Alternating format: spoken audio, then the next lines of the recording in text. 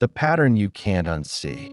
They walk away like it's final, like the door has closed, like they've already decided you're a chapter they'll never reopen. You feel it in their eyes, that cold distance. That way they pull back into themselves, as if every step away from you is a step towards safety. And so you think, this is it. They're gone. But they're not. Not really. Because an avoidant never truly leaves in the way you think. They come back. They almost always do. Only, when they return, they never return the same way twice. They don't knock the same. They don't smile the same. They don't approach with the same energy they left with. One time it's casual, almost as if nothing happened. A light, hey, on a random afternoon, like the weeks of silence never existed. Another time, it's hesitant, messages half-written, conversations half-started. They stand in the doorway of reconnection, unsure if they're ready to step in, but still unable to walk away completely. And sometimes, it's sudden, urgent, like something inside them snapped, and they needed you in that exact moment, even if they can't explain why. But here's the truth people rarely tell you. Every time they leave and return, it's not the same person you're seeing, because the avoidant is not operating from one consistent emotional state. They shift, they adapt, they guard.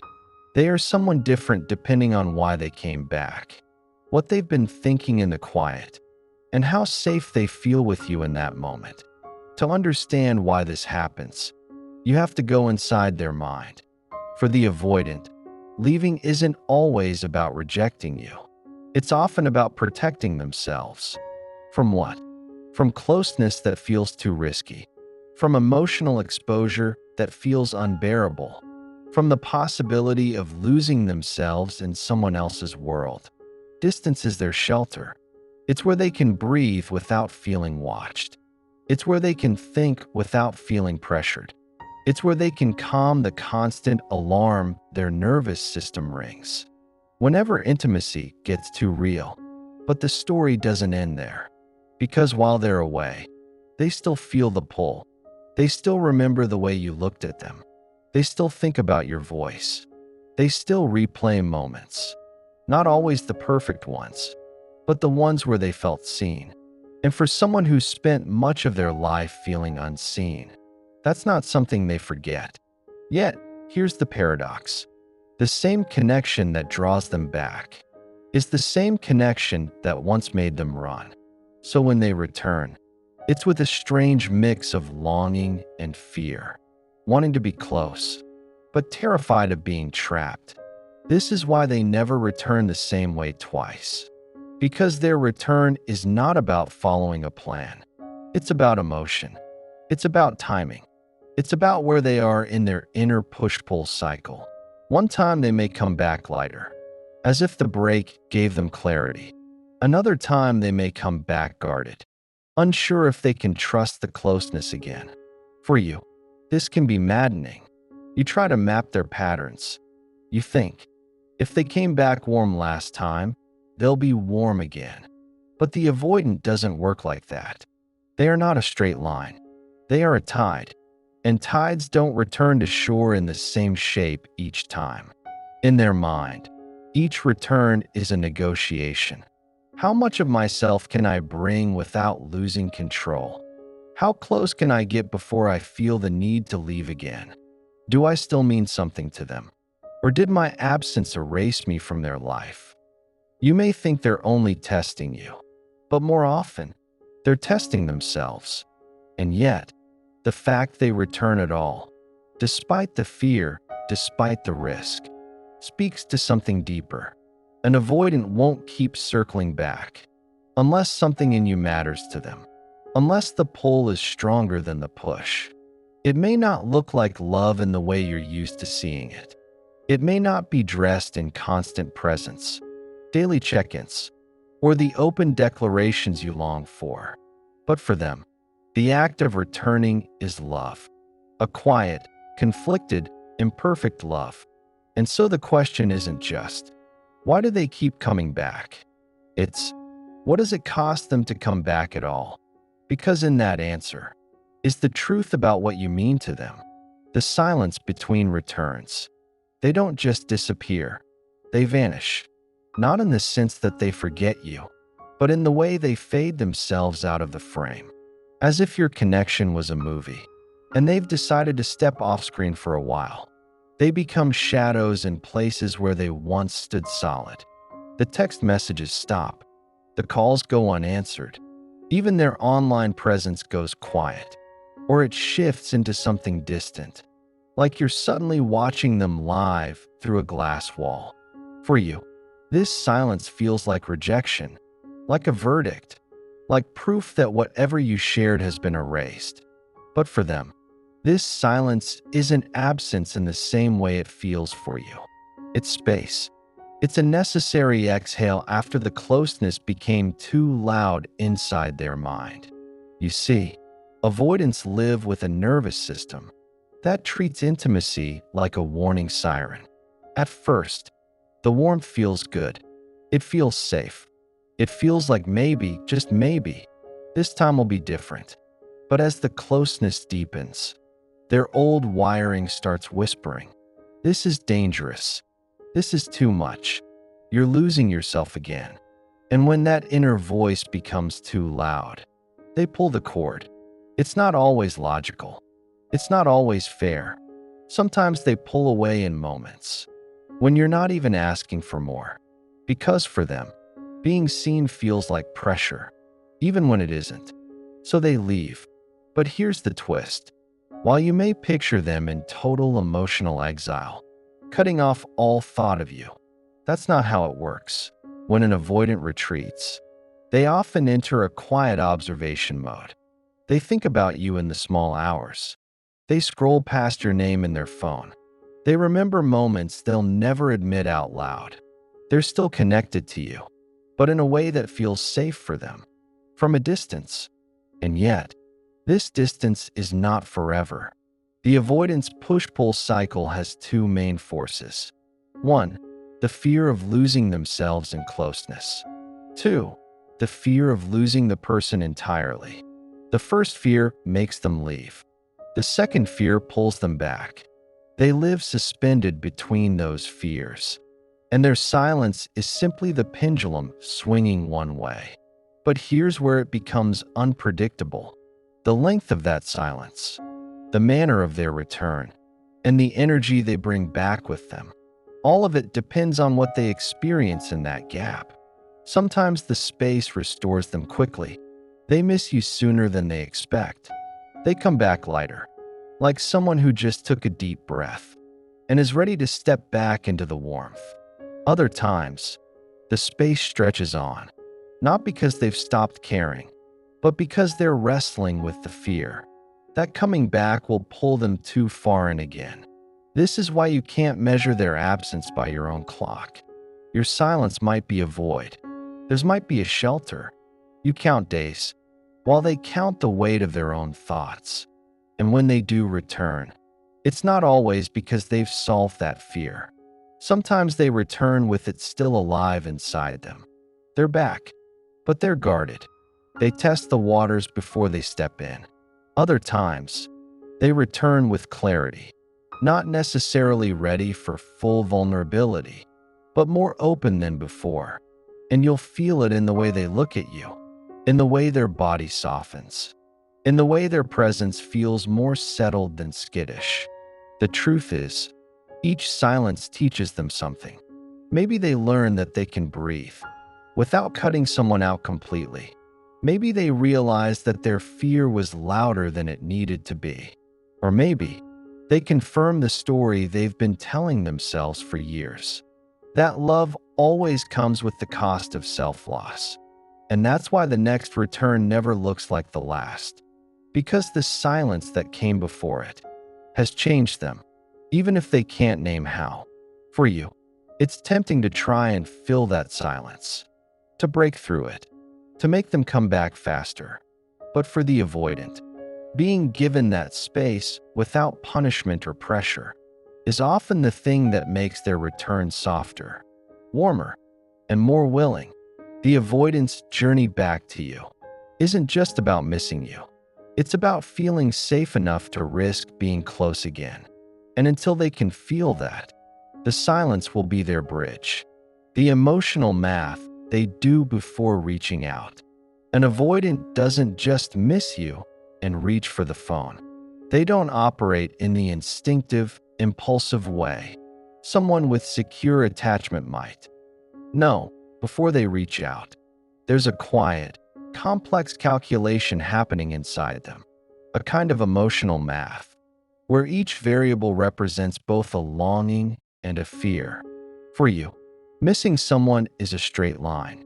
You feel the ache. You want to close the gap. You reach out. For them, missing you is a maze. They feel the ache. And then, instead of walking toward it, they walk around it, poking at every possible risk that ache might bring if they act on it. They start with, what will this mean? If they send that text, if they make that call, will it signal a commitment they're not ready for? Because for an avoidant, connection is rarely just talking. It carries the weight of what might follow. They remember how closeness made them feel before they pulled away. They remember the pressure in their chest, the sense of being swallowed whole. So before they even decide if they want to reach out, they decide if they're ready to risk feeling that again. Then comes, how will they respond? Avoidants fear rejection, but not in the same way most people do. For them, rejection is confirmation of the deep-rooted belief that they're better off alone. If they suspect your reply will be cold, or sharp, or laced with the hurt they caused, they'll hesitate, not because they don't want to fix it, but because they don't know if they can handle the emotional burn of your disappointment. After that comes, what will I owe if I return? This one runs deep. When avoidants come back, they're aware, sometimes painfully aware, that you might see it as a turning point. They imagine you expecting more openness, more consistency, more time. And while they may want to give those things, the thought of them being expected makes them feel trapped. So they weigh the cost.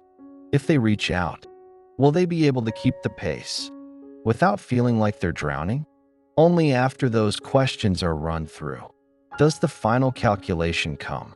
Do I miss them enough to face the risk? This isn't about love. Love can still be there in full force.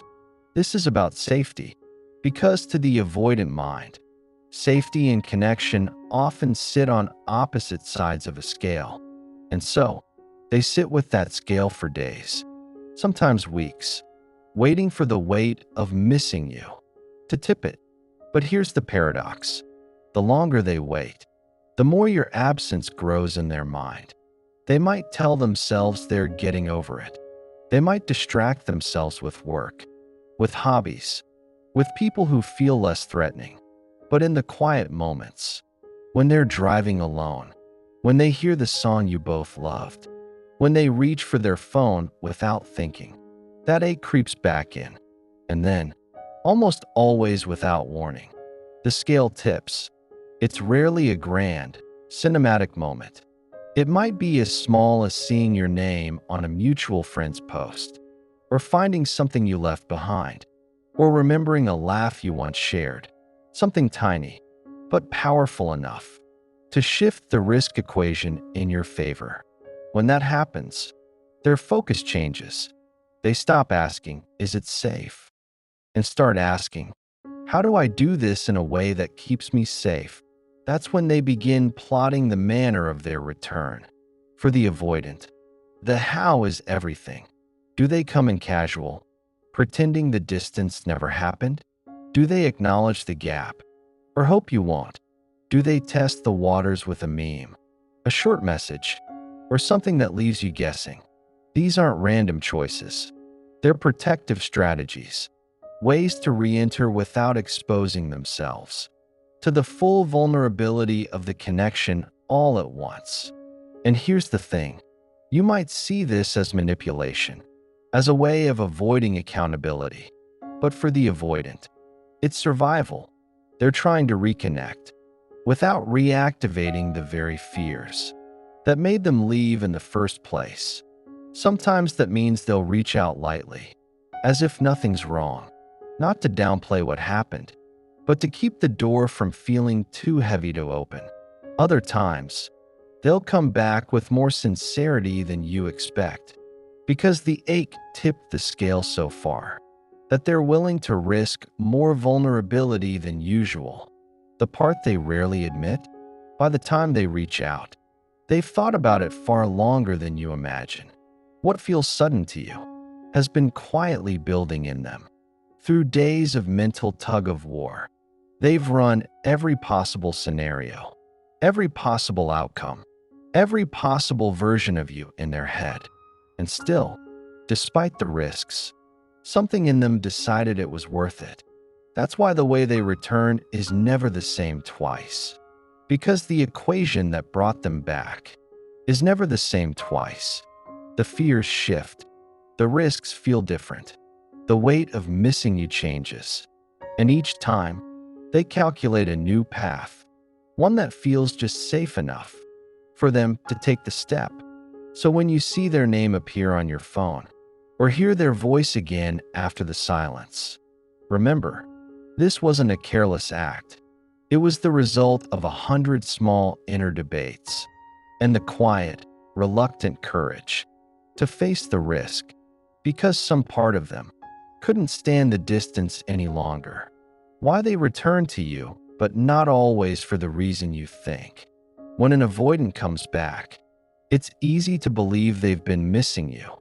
The you who held them, the you who understood them, the you who tried to reach them even when they pulled away. And sometimes, yes, that's exactly why they return. But not always. Avoidants don't always move toward people. Sometimes they move away from pain. It's a subtle but important difference. When the avoidant reaches for you again, it's not always because they woke up one morning realizing you're the love of their life. It might be because the loneliness they've been living with finally tipped into something they can't tolerate. It might be because the distractions they used to keep you out of mind have gone quiet. It might be because they tested the waters elsewhere and found the same emptiness waiting for them. Avoidants are masters of convincing themselves they don't need anyone, but need has a way of catching up with them, especially in the silent hours of the night, when the walls they built feel less like safety and more like a prison. In those moments, the mind often wanders back to the last place they felt some form of connection that didn't shatter them. And often, that place is you. For the avoidant, returning to you can be a way to soothe themselves. Sometimes it's about comfort. Sometimes it's about familiarity. Sometimes it's about reclaiming a part of themselves that they lost when they walked away. And yes, sometimes it's about you as a person, not just the role you played. But here's where it gets complicated. You might feel their return as a sign that they've changed. You might think, this time they see my worth. This time they're ready. The avoidant, however, may simply see it as a way to reset. For them, coming back doesn't always mean they're ready to rewrite the story. It might mean they're ready to re-experience the part of the story that felt good before things got too close, before their fears were triggered. In other words, they might not be returning to all of you. They might be returning to the version of the connection that felt safest to them. This is why their returns can be so confusing. You remember the entire arc, the first connection, the deepening intimacy, the gradual withdrawal, the eventual silence. When they return, you might assume they want to pick up where things left off before it went wrong. But in their mind, they might want to pick up from an earlier point, when they still felt in control, when love hadn't yet started asking too much of them. This is why their approach can feel inconsistent. One time, they might come back with intensity, messages, plans, warmth, as if they can't get enough of you. Another time, they might return quietly, checking in but keeping their distance. The difference lies in what they're seeking. When they're seeking comfort, their return will feel soft, familiar, almost nostalgic. When they're seeking you, their return will feel more engaged, more emotionally present. When they're seeking to reset, their return will feel cautious, as if they're trying to keep the connection alive, without letting it grow too fast. Here's the truth that's hard to swallow. An avoidant can love you deeply and still return for reasons that have more to do with their own state of mind than with the state of the relationship. That's not to say their love isn't real. It is, but the timing of their return is often dictated more by their internal comfort than by your mutual readiness. This is why you can't take their return as proof of lasting change. You have to look deeper, not at the fact that they came back, but at how they're showing up now. Are they asking about you? Are they showing curiosity about your life?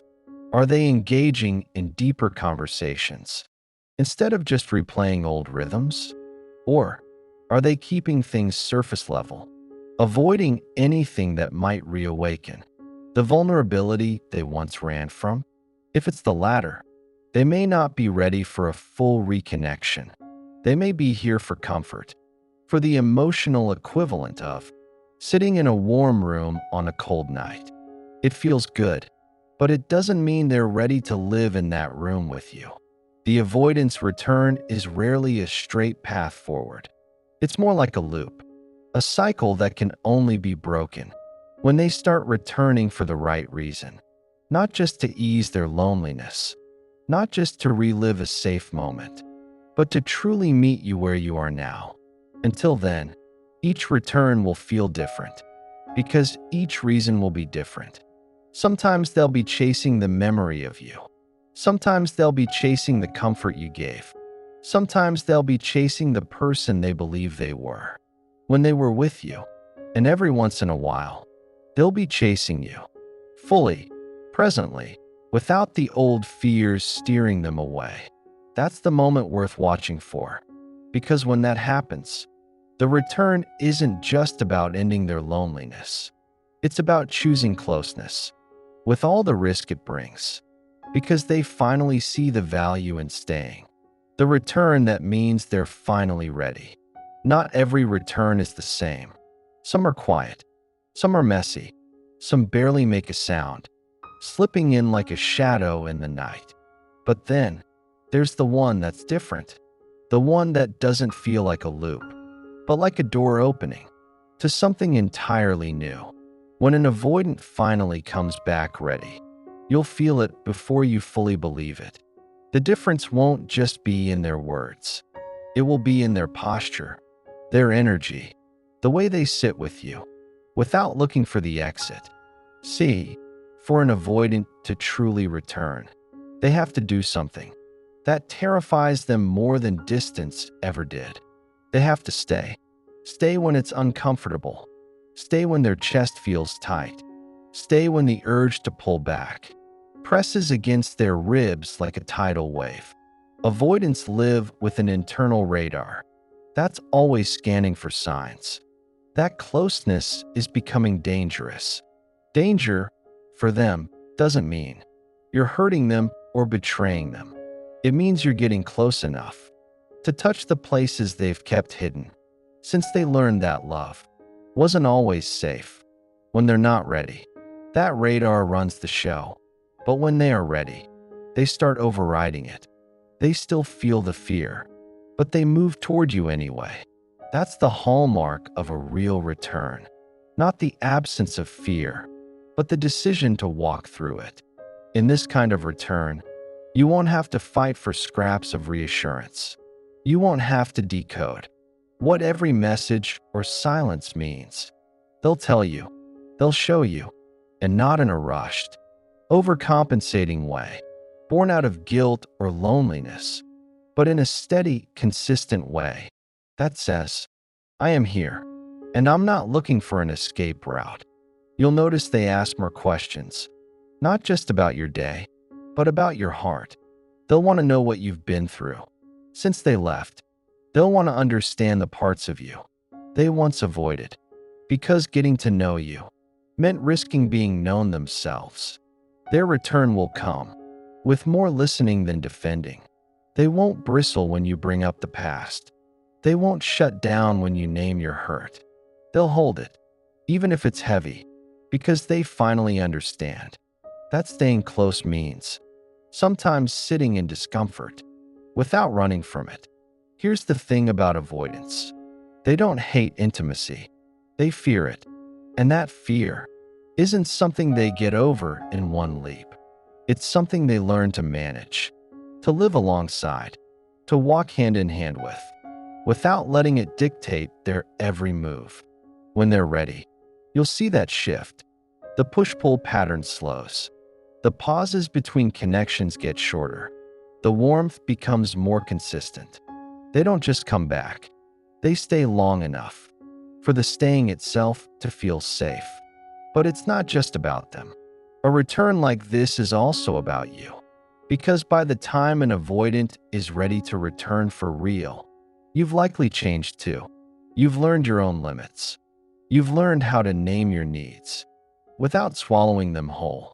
You've learned that love isn't measured by how much pain you can endure, but by how much truth you can hold between you.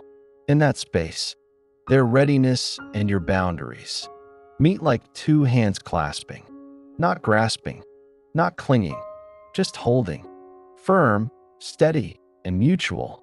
When they finally return for the right reason, they're not just looking for the comfort of you. They're looking for the growth of you. They're ready to build instead of borrow. This doesn't mean it will be perfect. Avoidants don't become fearless lovers overnight.